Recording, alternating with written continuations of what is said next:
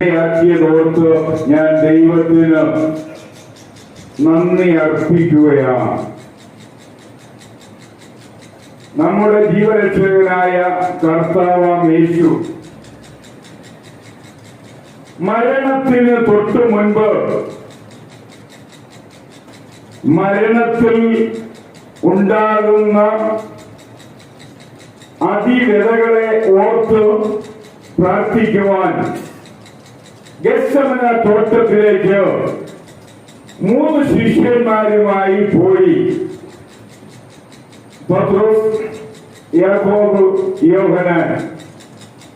ഇവരെ 3 പേരെയും ഗെത്സമന തോട്ടത്തിന്റെ പുറത്ത് പ്രവേശന സ്ഥലത്ത് ഇരുത്തി. അതിനുശേഷം യേശു തോട്ടത്തിനുള്ളിലേക്ക് കയറി പ്രാർത്ഥിച്ചതിനു ശേഷം മടങ്ങി വന്നപ്പോൾ യേശു കണ്ട കാഴ്ച, അതിന്റെ മുൻപ് യേശു പറയുകയാണ്, വാട്ട്സ് 1 hour with me. 1 മണിക്കൂർ, 1 നാഴിക എന്നോടുകൂടെ ഉണർന്നിരിക്കുവാൻ നിങ്ങൾക്ക് കഴിയാതെ പോയല്ലോ.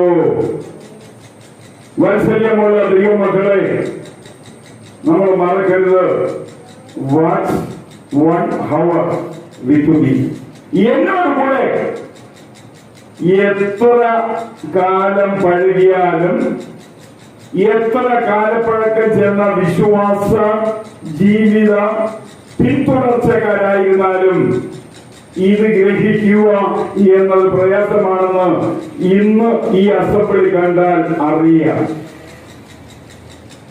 1 മണിക്കൂർ നേരം അല്ലെങ്കിൽ 2 മണിക്കൂർ നേരം എന്നോടുകൂടെ ഉണർന്നിരിക്കുക എന്നത് ദൈവാലയത്തിലാണെന്നും മറക്കരുത്.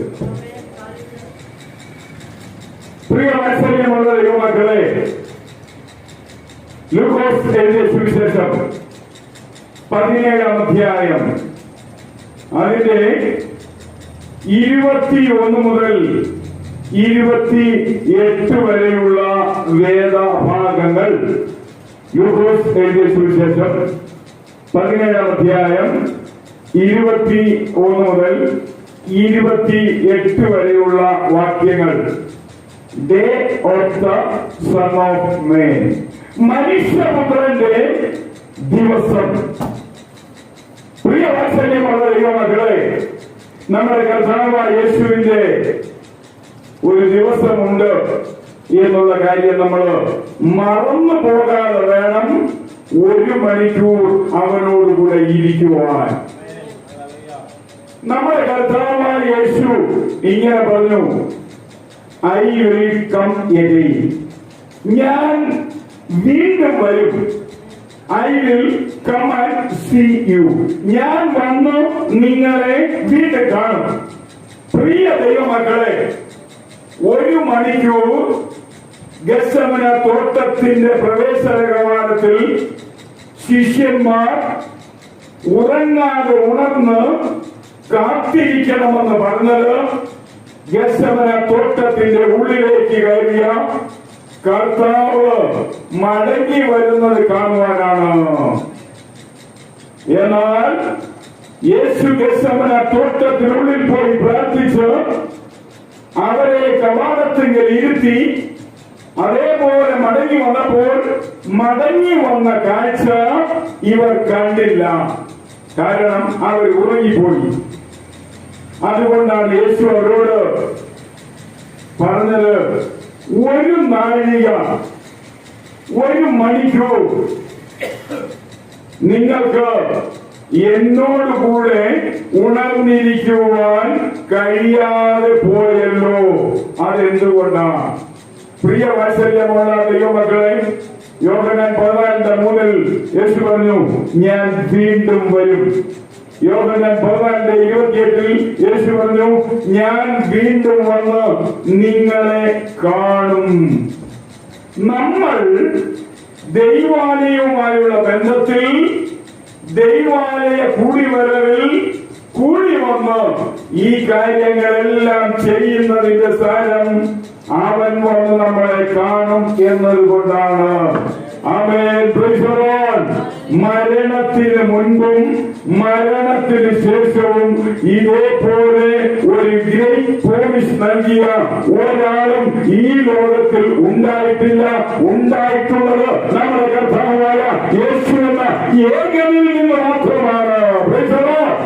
അതുകൊണ്ട് ഞാൻ പറയട്ടെ, മരണത്തിന് ശേഷവും ഞാൻ മടങ്ങി വന്ന് നിങ്ങളെ കാണുമെന്ന് കർത്താവായ യേശു പറഞ്ഞുവെങ്കിൽ അവൻ വരിക തന്നെ ചെയ്യും. നമുക്ക് ബൈബിളിൽ ഒന്ന് കണ്ണോടിച്ച് നോക്കാം. മത്തായി സുവിശേഷം 24-ാം അധ്യായം, മർക്കോസ് സുവിശേഷം 13-ാം അധ്യായം, ലൂക്കോസ് സുവിശേഷം 18-ാം അധ്യായം, യോഹന്നാന്റെ സുവിശേഷം 14-ാം അധ്യായം. ഈ 4 സുവിശേഷങ്ങളിലും കർത്താവായ യേശു പറഞ്ഞു, ഐ വിൽ കം അഗൈൻ, ഞാൻ വീണ്ടും വരും. എന്നെ കേൾക്കുന്ന വാത്സല്യമുള്ള ദൈവമക്കളെ, അപ്പോസ്തല പ്രവൃത്തി 1-ാം അധ്യായം 11-ാം വാക്യത്തിൽ മാലാഖമാര് ആകാശത്തേക്ക് നോക്കി നിന്നുകൊണ്ട് ഇങ്ങനെ പറഞ്ഞു, നിങ്ങളെ വിട്ട് സ്വർഗത്തിലേക്ക് ആരോഹണം ചെയ്ത് പോകുന്നവനായി നിങ്ങൾ കാണുന്ന ഈ യേശുവിനെ അതേപോലെ തന്നെ മടങ്ങി വരും. പ്രിയ വാത്സല്യമുള്ള ദൈവമക്കളെ, 4 സുവിശേഷകന്മാർ പറഞ്ഞു അവൻ മടങ്ങി വരും. നമ്മുടെ കർത്താവായ യേശു തന്നെ പറഞ്ഞു ഞാൻ മടങ്ങി വരും. മാലാഖമാർ പറഞ്ഞു അവൻ മടങ്ങി വരും. 1 കൊരിന്ത്യർ ലേഖനം 1-ാം അധ്യായത്തിലേക്ക് നമ്മൾ പോകുമ്പോൾ അപ്പോസ്തലനായ പൗലോസ് പറഞ്ഞു അവൻ മടങ്ങി വരും. യാക്കോബിന്റെ ലേഖനം 5-ാം അധ്യായത്തിലേക്ക് പോകുമ്പോൾ യാക്കോബ് പറഞ്ഞു അവൻ മടങ്ങി വരും. 2 പത്രോസ് 3-ാം അധ്യായത്തിൽ പത്രോസ് പറഞ്ഞു അവൻ മടങ്ങി വരും. 1 യോഹന്നാന്റെ ലേഖനം 3-ാം അധ്യായത്തിൽ യോഹന്നാൻ പറഞ്ഞു അവൻ മടങ്ങി വരും. യൂദായുടെ ലേഖനം 14-15 വാക്യങ്ങളിൽ യൂദ പറയുന്നു അവൻ മടങ്ങി വരും. ഹല്ലേലൂയ. അതുകൊണ്ട് എന്നെ കേൾക്കുന്ന വാത്സല്യമുള്ള ദൈവമക്കളെ, ഈ വചന ശ്രദ്ധഭക്തിയിൽ ആയിരിക്കുന്ന വാത്സല്യമുള്ള ദൈവമക്കളെ, ഇന്ന് പ്രകാരം യേശുവിൽ വിശ്വസിക്കുന്ന വാത്സല്യമുള്ള ദൈവജനമേ, നമുക്കൊരു പ്രതീക്ഷയുണ്ട്, നമുക്കൊരു പ്രത്യാശയുണ്ട്, നമുക്കൊരു കാഴ്ചയുണ്ട്, നമുക്കൊരു ദർശനമുണ്ട്, നമുക്കൊരു ആന്തരിക ആഗ്രഹ വാഞ്ചയുണ്ട്. എന്താണെന്നറിയാമോ? ഒരിക്കൽ വന്ന് മടങ്ങിപ്പോയവൻ ഇനി വരിക തന്നെ ചെയ്യും. ഈ ലോകം കണ്ടിട്ടുള്ളവരിൽ ആരും കാണാത്ത ഒരു കാഴ്ചയുണ്ട്. ആ കാഴ്ച കാണുവാനുള്ള കാഴ്ചക്കാരായിട്ട് നമ്മുടെ ദൈവം ഈ ഭൂമിയിൽ വിശ്വാസ ഗോളത്തിൽ നിലനിർത്തിയിരിക്കുന്നുവെങ്കിൽ നാം മറക്കരുത്, നാം മറക്കരുത്, നാം മറക്കാതെ അറിഞ്ഞ് ഓർമ്മയോടെ മുന്നോട്ട് പോകേണ്ടത് അനിവാര്യമാണ്. ഞാൻ നിങ്ങളുടെ അടുക്കൽ വരും, ഞാൻ നിങ്ങളെ വന്ന് കാണും. അങ്ങനെയെങ്കിൽ പ്രിയ വാത്സല്യമുള്ള ദൈവമക്കളെ, ലൂക്കോസ് എഴുതിയ സുവിശേഷം 17-ാം അധ്യായം അതിന്റെ 20 മുതൽ ഉള്ള വാക്യങ്ങൾ നമ്മൾ വായിച്ചാൽ, ലൂക്കോസിന്റെ സുവിശേഷം 17-ാം അധ്യായം അതിന്റെ 20 മുതലുള്ള വാക്യങ്ങൾ നാം വായിച്ചാൽ, പ്രത്യേകിച്ച് അതിന്റെ 22-ാം വാക്യം, നിങ്ങൾ മനുഷ്യപുത്രന്റെ ഒരു ദിവസം കാണുവാൻ ആഗ്രഹിക്കുന്ന കാലം വരും, എന്നാൽ കാണുകയില്ല.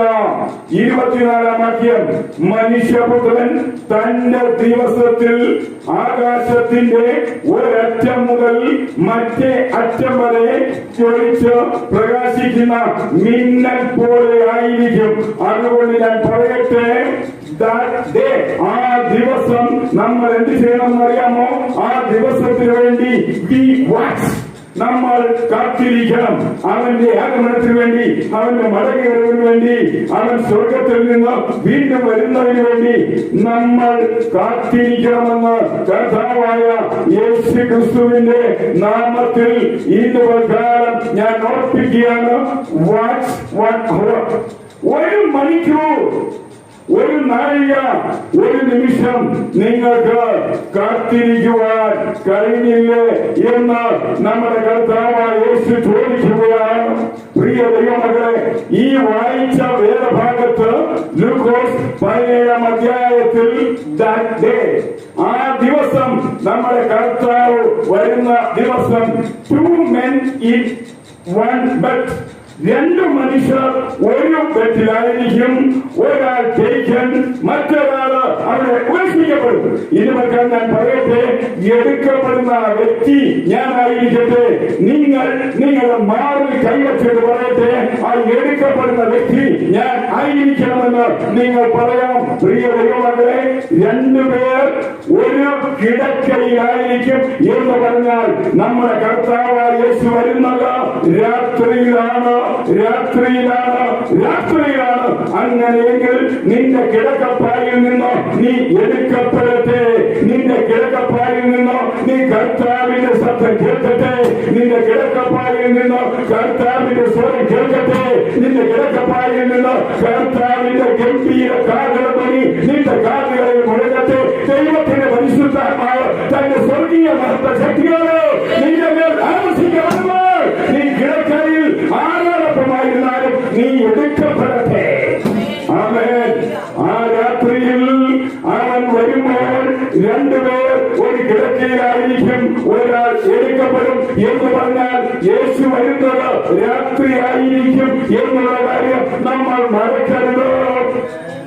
അതുകൊണ്ടാണ് പറയുന്നത്, രാത്രിയിൽ ഉറങ്ങാൻ പോകുമ്പോൾ പ്രാർത്ഥിച്ചിട്ടേ ഉറങ്ങാവൂ. ആമേൻ. രാത്രിയിൽ കിടക്കാൻ പോകുമ്പോഴും ബൈബിൾ വായിച്ചിട്ടേ കിടക്കാൻ പോകാവൂ. രാത്രി കിടക്കാൻ പോകുമ്പോൾ ആരോടെങ്കിലും എന്തെങ്കിലും പ്രതിഷേധമുണ്ടെങ്കിൽ അതിന് മാപ്പ് പറഞ്ഞിട്ട് കിടക്കയിലേക്ക് പോകാവൂ. കാരണം നീ കിടക്കയിൽ കിടക്കുന്ന രാത്രി നിന്റെ കർത്താവ് വന്നാൽ നീ എടുക്കപ്പെടണമെങ്കിൽ ഒരു തടസ്സങ്ങളും നിന്റെ എടുക്കപ്പെടലിന് എതിരായി നിന്റെ ജീവിതത്തിൽ കാണരുത്.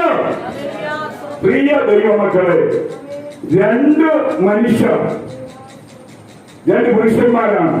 വീണ്ടും നമ്മൾ വായിക്കുന്നു, 2 women grinding together. 2 സ്ത്രീകൾ ഒരുമിച്ച് ഒരു തിരിക്കല്ലിൽ പൊടിച്ചുകൊണ്ടിരിക്കുകയാണ്. പ്രിയ ദൈവമക്കളെ, ഒരാൾ എടുക്കപ്പെടും, ഒരാൾ അവിടെ തിരിക്കല്ല് തിരിച്ചുകൊണ്ടിരിക്കും. അത് വൈകുന്നേരമായിരിക്കും. ആമേൻ. നമ്മുടെ കർത്താവ് രാത്രിയിൽ വരും. നീ കിടക്കയിൽ നിന്നെടുക്കപ്പെടട്ടെ.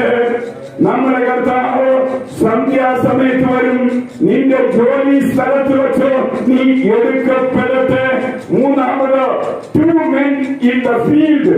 2 മനുഷ്യർ വയലിൽ ഉഴുതുകൊണ്ടിരിക്കും. ഒരാൾ എടുക്കപ്പെടും, ഒരാൾ ഉപേക്ഷിക്കപ്പെടും. നിങ്ങൾ ഓർക്കണം, 2 പുരുഷന്മാർ ഒരു കിടക്കയിൽ കിടക്കും. ഒരാൾ എടുക്കപ്പെടും, ഒരാൾ ഉപേക്ഷിക്കപ്പെടും. എന്റെ കർത്താവ് വരുന്നത് രാത്രിയിലായിരിക്കും. 2 സ്ത്രീകൾ ഒരു തിരിക്കല്ലിൽ പൊടിച്ചുകൊണ്ടിരിക്കും. ഒരാൾ എടുക്കപ്പെടും, ഒരാൾ ഉപേക്ഷിക്കപ്പെടും. എന്റെ യേശു വരുന്നത് സന്ധ്യാസമയമായിരിക്കും. മൂന്നാമത് 2 പേർ വയലിൽ ഉഴുതുകൊണ്ടിരിക്കും. ഒരാൾ എടുക്കപ്പെടും, ഒരാൾ ഉപേക്ഷിക്കപ്പെടും.